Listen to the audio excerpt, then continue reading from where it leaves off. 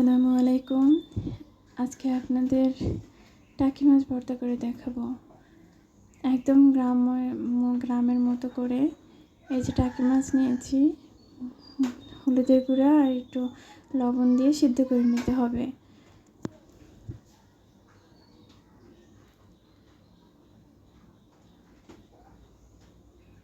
সিদ্ধ করা হয়ে গেলে কড়াইয়ে তেল দিয়ে তেলটা গরম হয়ে গেলে তার আগে মাছটা আমি নামিয়ে নিয়েছি।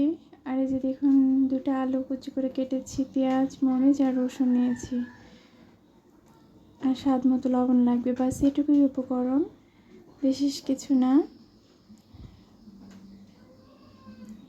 এখন এটা সব কিছু একসাথে করে তেলে দিয়ে দিব।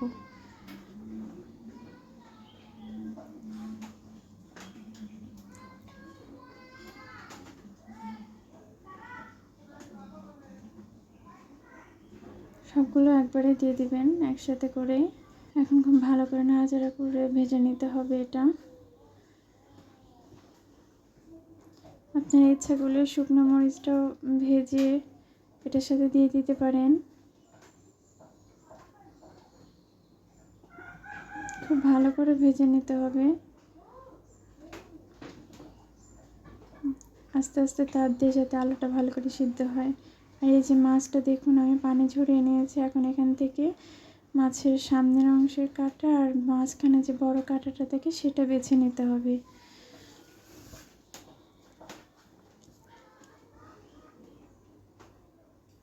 এই যে দেখুন, আমি এই যে বেছে বেছে রাখছি, যে কাঁটাগুলো আলাদা করে দিয়েছি। দেখুন, এভাবে বেছে আলাদা করতে হবে।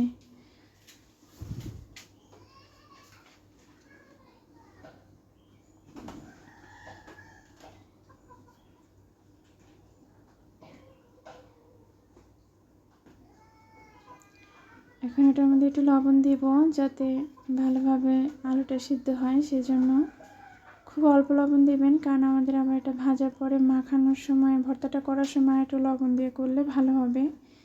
তার জন্য রান্নার সময় অল্প করে লবণ দিয়ে নেবেন।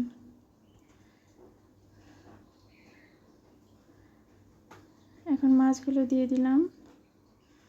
মাছটা দিয়ে খুব ভালো করে ভাজা ভাজা করতে হবে।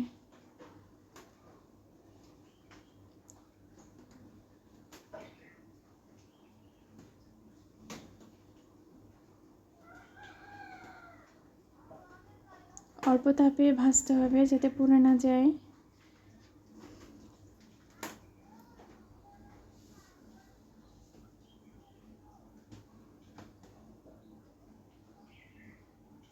আপনাদের বাসায় ধনিয়া পাতা থাকলে এই ভর্তার সাথে ধনিয়া পাতাটা অ্যাড করতে পারেন, তাহলে খুব বেশি মজা হবে।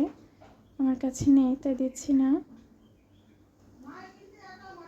এই যে দেখুন, আমি নামিয়ে নিয়েছি। এখন এটাকে মাখাবো, মানে ভর্তা করব। আর কিচ্ছু লাগবে না, শুধু মাখাবেন সামান্য একটু লবণ দিয়ে।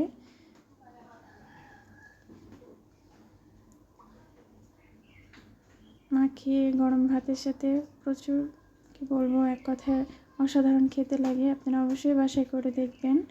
আর ভালো লাগলে আমার চ্যানেলটি সাবস্ক্রাইব করবেন।